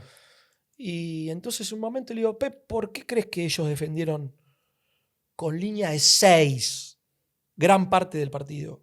Y me mira y me dice, salimos recién de la charla del staff, y del staff, no sé si eran 4-4 o 5-5, y 5 dijeron que ellos jugaron con línea de 6 porque ellos quisieron, y otros 5, entre ellos yo, Dijimos que jugaron con línea de 5, pero los otros lo obligamos a terminar jugando con línea de 6. Y le digo, no hay duda que fue eso. Porque ¿qué equipo va a querer jugar con línea de 6? O sea, lo estiraste tanto que lo hiciste tan ancho. ¿Vos creés? Y yo digo, este tipo me está preguntando a mí, ¿vos creés? Y después vi un par de ejercicios del reducido donde me di cuenta que es otro deporte. Desde ya el campo de juego donde tocaban, pasaban, no hay contacto. ¿Por qué? Pegar una patada. Cuando quisiste pegar, hiciste el gesto de pegarle y ya están allá. Llegaste del otro lado. Claro. El control del pase, y bueno, de tanto control del pase va demasiado rápido la pelota, pero creo que no es verso eso de que cuando fue a, que lo dice en el libro de Metamorfosis, cuando fue a hablar con el técnico de la selección de Japón de rugby, y si vos ves, yo les mostré el try de Japón a los All Blacks en el último minuto, Mundial 2015 de rugby, y que por qué había que tener tanto acá, porque si vos tenés acá, liberás allá, en el rugby mucho más. Yo el rugby nunca lo entendí, siempre lo odié, iba a un colegio bilingüe donde las nenas jugaban al hockey y los nenes al rugby, yo odiaba jugar al rugby, hasta que un día dije, a ver, ¿de qué se trata esto?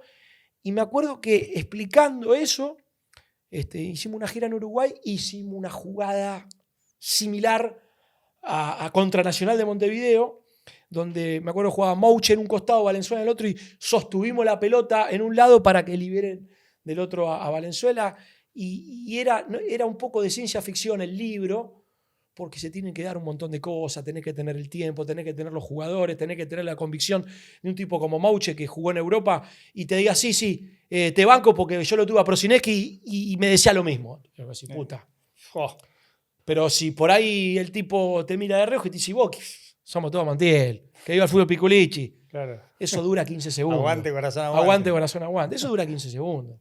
Por eso te decía lo del jugador, ¿no? ¿Les das bola a los datos? Sí, mucho. GPS, mucho, sí. Estadísticas. Sí, muchísimo. ¿Cómo convivís con este festival de números? Muchísimo, pero vuelvo de vuelta. O sea, yo escucho a Anselmi y entiendo por qué la burla, pero entiendo bien Anselmi lo que quiere decir.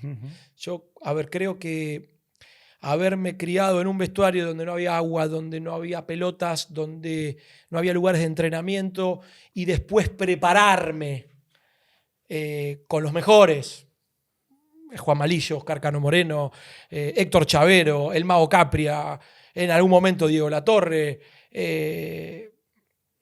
Coqui Raffo, Carlos Bianchi, pero prepararme de verdad, de preguntar, de hablar, de ir a ver entrenamiento, de qué se trata la preparación física, de tener al profe Coan, y digo, bueno, vamos a armar un manual de entrenamiento específico, en base a cómo se hacen los goles en la categoría Nacional B 2020.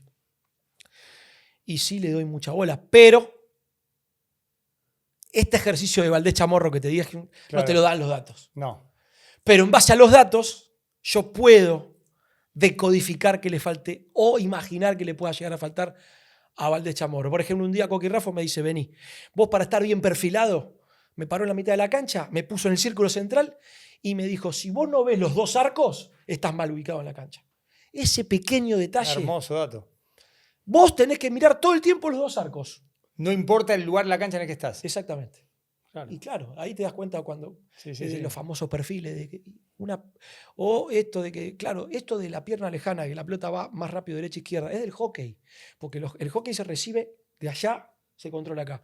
Y bueno, y sí, claro que se gana un segundo para sacar la pelota de derecha e izquierda, pero de golpe no podés industrializar o materializar un ADN de la Masía de chicos de la Academia Haya que lo hacen desde los 6, 7, 8, 9 años, que hacen judo además y que les enseñan francés e inglés para que además hagan salto y vuelen. Y de golpe vos te criás con los pibes que juegan por la Coca-Cola. Claro. O por plata. Por plata, claro. A los tiros en el a matar o morir. Ortigosa campeón de penales. Tenés que adaptar a eso. Que yo creo que Holland lo hizo como ninguno. Sí. Como ninguno. Sí. Como ninguno. Y mirá que venía de una formación total, muy cercana a lo ortodoxo técnico y muy alejada a la dinámica del juego y de los avatares del fútbol. ¿Cómo gestionás una tensión de vestuario? ¿Cómo administrás la situación de un pibe que le está pasando muy mal en la casa, si te lo cuenta él, si te lo cuenta alguien de su entorno, cómo ahí ya, viste, tocas la fibra humana, ahí ya, Uf, y que debe ser muy jodido. uf. Mirá, ¿cómo decírtelo? Mi último paso por Colón, yo siempre dije que pasaron cosas tan profundas Ujú. que algún día iba a contar.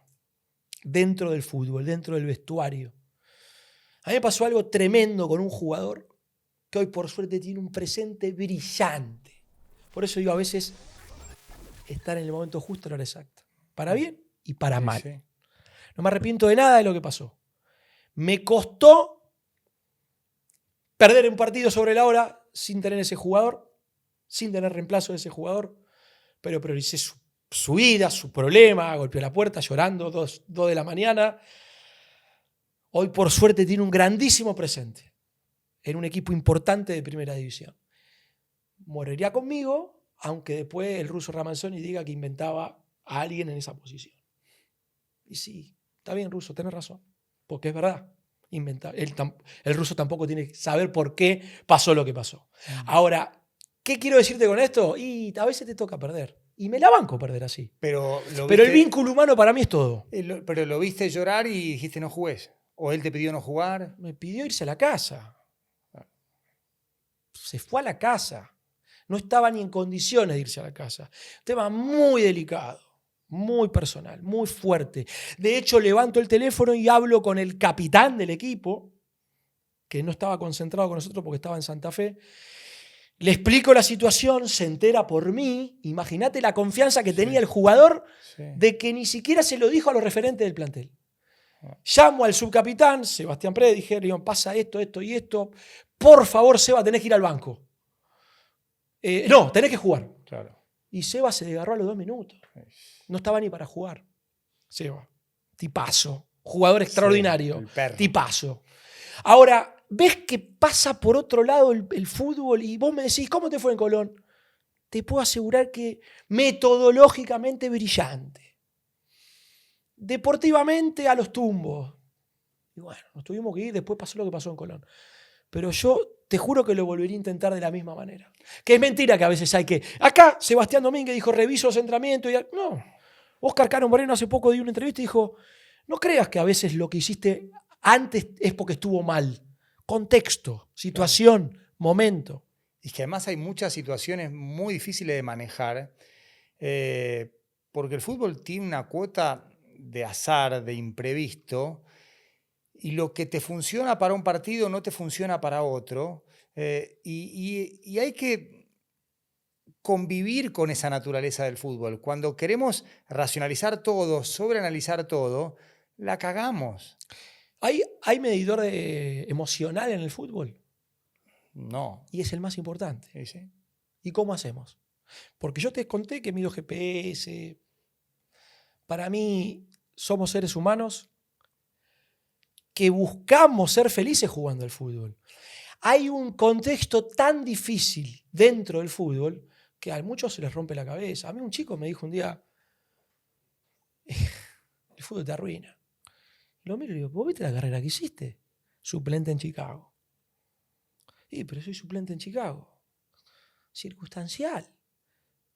El fútbol te arruina. Entendí siempre a qué se refería un tipo que en algún momento era el reemplazante de Cristiano Ronaldo. El fútbol te arruina. El fútbol te arruina. Entonces digo, a mí cuando me quiebro y le digo a Frete, nadie sabe, y sabe las cosas que viví.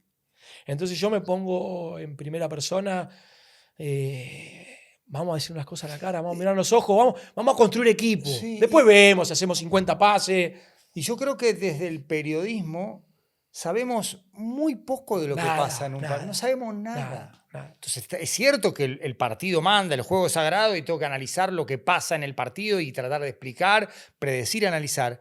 Pero también asumo un desconocimiento. Total. Y no tenés por qué saberlo. Obvio. Y obvio que Obvio. nada más no lo puedo saber. No. Por eso, si yo lo sé, el líder la está cagando, porque el líder me está contando algo que es Pero Juan, Intimidad del pero a vestuario veces es sagrado. pero a veces no lo saben ni los propios compañeros. Claro. ¿Querés que lo sepa el que comenta el partido? Exactamente. Pero por eso esto es tan lindo a la vez. Este tiempo de reflexión me ha hecho verlo desde otro lugar, el fútbol en general. Es muy relativo mucho, todo es relativo. Desde el éxito y el ego. Sí. ¿Querés tener ego? Salís a la calle. ¿Qué sería el ego? Que un nene se quiere sacar una foto con vos, no importa qué. Ya tenés el ego arriba. Sí. Che, mirá, con vos medían 30 puntos y ahora miden 12. ¿Y a mí qué me importa? Si yo busco otra cosa. Como si o cuando estás jugando a Argentina antes te mandaban 89 mensajes y ahora no te escribe nadie. Y yo creo que soy bastante mejor que cuando relataba el Mundial que cuando relataba la primera Copa América y me mandaban 300 mensajes. ¿Me explico? Sí, claro. Es una cuestión de ego que es el maldito enemigo nuestro. Che, parece que Setimio Aloisio te quiere representar. Oh. Y de golpe te vas a probar a Flandria y no te prueban en Flandria. Entonces ese chico cuando golpeó la puerta antes de jugar con Temperley y te dice no aguanto más y te cuenta lo que está pasando, el partido de mañana es un partido más. Ahora, cuando ese tipo lo ves jugando en primera división y es una cosa... mira, se me eriza la piel de verdad. Digo, Sí. pucha, ¿y qué me importa? Si obvio que me hubiese encantado ganar la Temperley. Pasa por otro lado. Porque también pasó por otro lado tener la valentía de decir a los jugadores de Barraca, no quiero más penales, ¿eh? Se la damos al arquero. Te juro que no le dieron más penales. Pero escúchame, hubo lío grande porque se la damos al arquero. ¿Vos estás loco? Se la damos al arquero. Vamos a presionar alto. Pero miren los entrenamientos, no necesitamos de esto. Hacemos 500 pases por partido. ¿Qué les pasa? Bueno, no sé, qué sé yo. Fue una obra de arte de esos tipos que en ese momento Bruno Cabrera, Fernando González, Carlitos Arce, Iván Tapia, empezó jugando con la 10, terminó con la cinta de capitán, terminó dando arenga, haciendo llorar al vestuario. Y el pibe no hablaba, el capitán era el otro. Claro. Eso es Cachito Vigil, construir equipo. ¿Haces terapia? No, hice en su momento. ¿Hiciste? Sí, me ayudó muchísimo. Te ayudó. ¿Por Volvería. qué fuiste? ¿Por qué fuiste? Por el comandante. ¿El comandante? Fútbol para todos. ¿Te dijo andás a terapia? No, porque yo discutía mucho con Marcelo. Marcelo a mí me enseñó. Marcelo a mí me tocó, me eligió. Pero me viví peleando. Peleando feo. ¿Eh? Peleando, yo estaba relatando y me tapaba los ojos. Porque alguna vez fue comentarista mío. Me acuerdo. Boca San Lorenzo. Boca San Lorenzo, perfecto. Que gana gol de Balsas, puede ser, perfecto. La jirafa. Y Sí, le puso sí. él. Me debe ser. Extraordinaria historia. Extraordinaria historia. Ese tipo me mandó terapia. ¿Y por qué? Porque en un momento decía, vos te tenés que decidir, o querés ser el mejor relator del argentino o querés ser entrenador de fútbol. Y le molestaba que con Perfumo yo hable de fútbol. Una cosa de loco. Lo conozco al comandante. Iba castigado y me imagino de perfecto San Lorenzo el Boca, diálogo. iba a relatar con todo respeto el Limpo Arsenal. Y te tenías que comer 9 horas de micro. ¿Te en castigaba ómnibus. el comandante por eso? Claro. Porque hablabas de fútbol con Perfumo. Y mirá, ya lo sabes. Pero en ese momento la pasaba mal. Y sí. Pero bueno, son experiencias. Para mí yo estoy agradecido. Mira, tuve la suerte de conocer a Bianchi, que debe ser, junto con Guardiola, Rinus, y César Menotti y Johan Cruyff, está entre los 10. Sí, Carlos. Está entre los 10, Sí. ¿estamos de acuerdo? Sí, por favor. Después tuve la suerte de conocer a Víctor Hugo en radio, en todo, a Araujo en tele. Y tuve mucha suerte, pero yo le saqué jugo a esos tipos. Ahora, no tuve la suerte de tener un entrenador, sí Coquirrafo, pero yo ya no lo tuve, como futbolista. Bueno, se lo quiero devolver a mis jugadores. O sea, de que la va, quiere dirigir, es mi vida el fútbol. Y la verdad que un día Troglio en un corte, en un programa, estaba Diego Placente, el Mago Capri y Víctor Hugo. Y dice en el corte, no, boludo, vos tenés que dirigir, dale. No me preguntés eso, dale. Y yo como que, tenía razón Pedro. Digo, yo soy un cobarde, ¿cómo voy a cuestionar a Bausa? ¿Por qué no voy, me arremango y vuelvo a dirigir? Y no lo cuestionaba, porque nunca desde la falta de respeto, era de, che, tenemos a Biglia, ¿qué querés? Si Biglia y Macherano no lo soltás. Debate boludo futbolístico, Sí, ¿no? Sí, después, de la obviamente, selección del pasa por otro lado. El fútbol Claro. es esto que te decía, ¿no? Sí. relataste a Messi y hasta relataste a Diego en el Show Ball. Sí. Eh, Lo conocía, digo. lo conociste a Diego. Sí, lo máximo. Ah, Lo máximo. Tengo una camiseta regalada por él y todas réplicas de todas las que usó en su vida. Todas. Hasta la de Renault, ¿viste? La de la propaganda del 89. perfecto. Lo que se te ocurre. Cuando jugó el amistoso. Sí, sí. Y mirá que yo a Messi no lo conozco. ¿Nunca hablaste con él? No lo conozco. Para mí es el mejor jugador de todos los tiempos y del más allá. Pero Maradona es Maradona.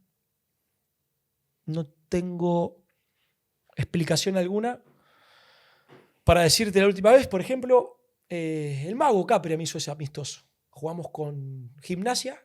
Sí. Él es el Mago muy amigo de Adriancito González, el Gallego Méndez. Gallego, un crack de pibe. Hermoso. Gallego. Estuvo acá en Clan. Sí, el lo Gallego. vi. Y fuimos un amistoso con Gimnasia, yo dirigiendo Chicago y él Gimnasia. Le ganamos 1-0 a los suplentes. Y lo único que me importaba era hablar con Diego después del show ball, no sé qué. Y lo vi mal ese día. Quedé triste. Y me acuerdo que me dijo al oído, se puso mal porque me vio mal, porque él estaba mal. No me preguntes cómo, pero a las 3 horas estaba bárbaro. Me mandó a llamar, me pegó un cachetazo, me firmó la camiseta y al oído me dice, mirá que vas a ser bueno entrenador, ¿eh? En serio, me dice. Mirá, me pegó así, dije, no, esto, vino Dios, me mandó un mensaje del más allá. No, Diego es Diego era otra liga como tipo. una cosa de loco. Eh, Una generosidad. Sí. Entonces vos decís, un tipo como Víctor Hugo te dice eso, Bianchi, Maradona, vamos a pelearla hasta el infinito, no me importa si no dirijo en Europa o un mundial, pero voy a pelearla hasta el infinito, después vemos, porque el objetivo acá no es ganar, sí, claro que es ganar, pero ¿cómo? Porque para Sí, mí es ganar, más. ver a Valdés Chamorro jugar como está jugando, o a Matías Ruiz Díaz en Estudiante Río Cuarto, que va primero, o a Facundo Cobo, o al Bocho Ojeda, o a Nico Domingo, que hoy declare como declara y diga, yo quiero ser entrenador. ¿Sabés la charla que yo tenía con Nico Domingo? Y me daba más fuerza, o con Abecasi. Entonces no hay kilómetros de distancia entre Almeida, que es un referente. Sí. Y por otro lado, a Almeida yo lo quise hacer volver a jugar al fútbol, lo hice volver a jugar al fútbol. En Real Pilar. Claro, no, pero no jugó en Real Pilar. En Fénix. Él jugó en Fénix. Perfecto. Y yo lo quería llevar a Argentino de Merlo. Y de hecho jugó ahí y me burlaban porque le fue mal, pero al año jugó en River. Estuvimos jugando en River, sí. Y le dice a Ángel Capa, un día me hice adelante de Ángel Capa, el famoso River Godoy Cruz, Claro. y yo estaba relatando. Y antes del partido los voy a ver. Yo quería conocer a Ángel y Almeida me lo presenta y me le dice. Y Almeida le ¿Viste dice. lo que es Ahora, Ángel ahora te voy a como contar tipo? algo de Ángel. No. Y Almeida le dice: Ángel, este loco quiso que vuelva. Alguna vez lo va a contar Almeida. Yo lo que en el show ball fue. Claro. Yo veía que Diego. Perfecto. Y digo, Matías, tenés que jugar. No. Y visto ese perfil extremadamente bajo, a un costado yo veía a Maradona. Esa fue la única nota que hice. Le hice la nota a Diego en el show ball. Matías, tenés que jugar. Y me dice, con una condición. Que vaya Gaby Amato. Gaby Amato tenía una panza así. Y lo único que quería era disfrutar la vida. Sí. Y bueno, y a Ángel lo conocí después. Y estuvimos 5 horas en Madrid, en su casa, con Carmela. Con Carmela ofreciéndome un té con galletas. Sí. Y estaba en la casa de un profesor de filosofía y letras, de un matrimonio. Sí. Y me dice, ¿cómo es tu historia? No, pero a mí me interesa ese muchacho de Mataderos, porque nosotros tenemos en común que yo soy ese muchacho de Bahía Blanca.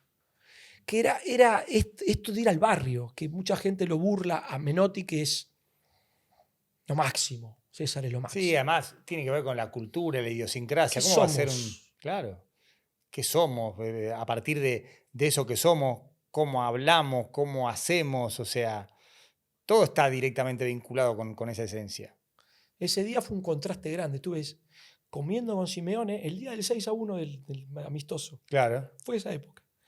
Y Real Pilar ganó 5-0. Y entonces ¿qué decían? Decían que como yo no, ¿entendés? Sí. Qué mágico esto. Querido Rodo, vamos cerrando. Un placer, la gente de ENA te regala esta bolsa con vitaminas, Muchísimas gracias. suplementos, todo. Para entrenamiento, ¿entrenás? Para mi señora que está entrenando bien fuerte, sí, la verdad que sí. yo entreno poco. Ahora, la verdad que Me siento raro porque soy un tipo de mucho movimiento, pero en este último tiempo trabajé mucho el cerebro. Sí. Me agarró mucho inquietud de estudiar líderes. El liderazgo de Juan Domingo Perón. Mira. El liderazgo de Juan Domingo Perón. ¿Qué libro leíste? No, ¿O papers? No. Yo tengo un amigo que te digo, este muchacho Pedro Servín, es ultra peronista, pero de la admiración que le tiene a Juan Domingo Perón. Sí. Y me fue quemando la cabeza, llevando a un terreno, y nosotros desarrollamos un manual de entrenamiento. Sí. Y en la introducción del manual de entrenamiento está los 10 puntos de liderazgo de Juan Domingo Perón, que cita a Napoleón, paradójicamente hoy Gallardo es Napoleón, ¿no? Sobre cómo liderar ante la batalla, ante la adversidad. Y encontré puntos que van más allá de lo político, ¿eh?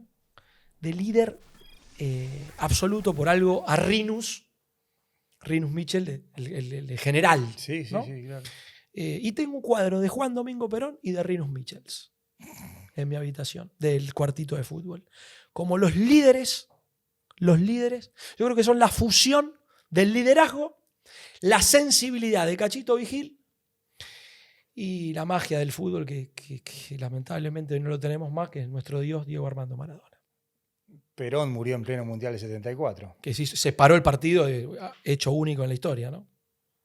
Pero bueno, así están dadas las cosas. Alguna vez mi padre, como presidente de Chicago, tuvo que darle explicaciones a Videla porque la hinchada de Nueva Chicago cantó la marcha peronista en plena dictadura militar. ¿Sí?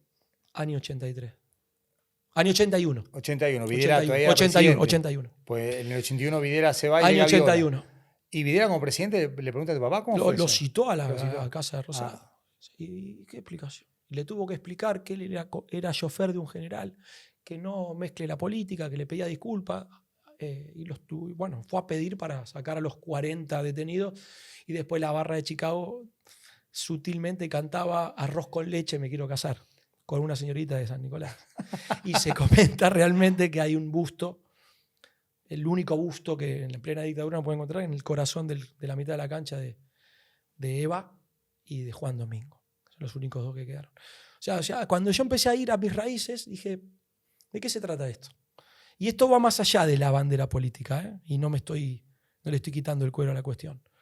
Pero el liderazgo de Juan Domingo Perón, cuando mi papá explicaba que se crió en Los Perales y que los chalés del barrio 12 de octubre en Ciudad Evita eran un simulacro similar a lo que eran Las Vegas en ese momento. Y digo, pucha, cuánto manipulación que hubo en el medio con el Partido Justicialista y la bandera de Perón.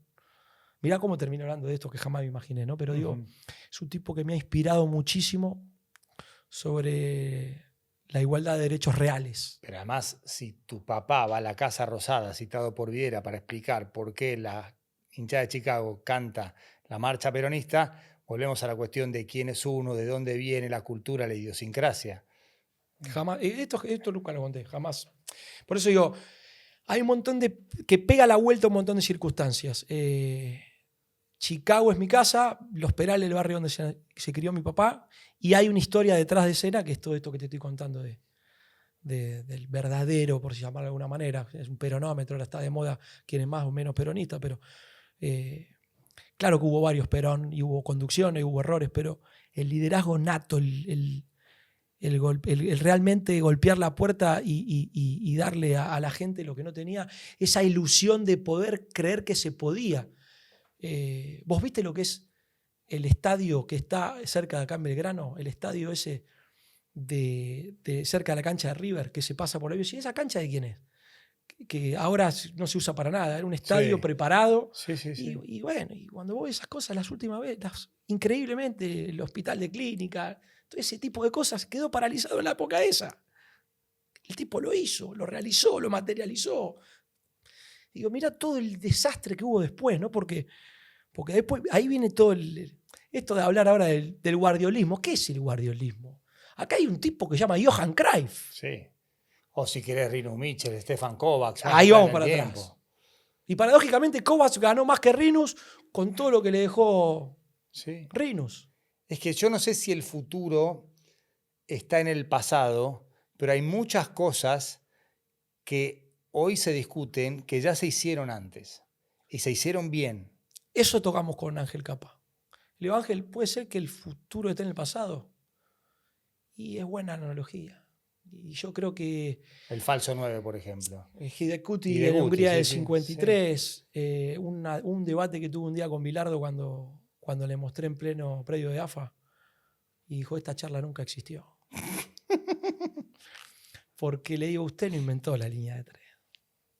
Le mostraba el Hungría-Inglaterra, el famoso partido del 6-3 en 6-3 en Wembley. Porque después hubo un 7-1 en Budapest. Sí, y hay otra más reciente que yo lo hablé con Carlos, la final del 82. Italia la juega con línea de 5. Giré a libero y no me paro porque si no, no entro en cámara. Se lo comenté a la Torre eso. En Brasil Italia del 82. Gentile, Beppe Bergomi, Colovati y Cabrini. Que los italianos llaman la zona sporca porque era 1 y 4. Claro. Y Carlos me lo concedió. ¿Te lo dio? Sí, es que sí, en el sí, libro sí. de él, Sí. en el libro de él sin querer lo dice. Él le hace una guardia a Bersot en el Mundialito 81. Claro. O sea... El flaco dirigía a Argentina y Carlos le hacía una guardia a Bersot. Pero bueno, no quiero herir susceptibilidades. Para mí Bilardo está entre los mejores técnicos de la historia. Sí. Supera el fútbol. Un personaje maravilloso, además. Porque en definitiva a veces se recicla el fútbol. Y vos me decís la línea de 3. La línea de 3 era la de Cruyff en el Dream Team del 92 cuando jugaba un central que era Ronald Koeman y 2 laterales cerrados. Ferrer y Sergi. Que no tiene nada que ver con la línea de 5 que acaba de nombrar del 82 de Italia. El 3 rombo 3 de Cruyff, o sea, exacto. Guardiola, Vaquero... Salina por la derecha, Stoico por la izquierda. Sí. Pero que lo puso a Lineker por la derecha. Claro, es que no funcionaba. No, Lineker... Y solucionó todo con Romario, como lo terminó ahora solucionando todo con Haaland. Sí. Alguna vez Maestro Bianchi me dijo, y pensaste si alguna vez el que baja de martillo es un tal Messi, y tenía razón. Claro. Hoy cuando conviví con equipos que por ahí no tenían punch, sí, Carlos, te entiendo. Yo soy guardiolista, pero pará. El fútbol es de los jugadores. El fútbol es de los jugadores. Totalmente. Sí. Cada vez más, aunque parezca el sentido contrario. Totalmente. Querido Rodo, un placer, papá. Un placer enorme. Gracias. De verdad, un placer. Gracias.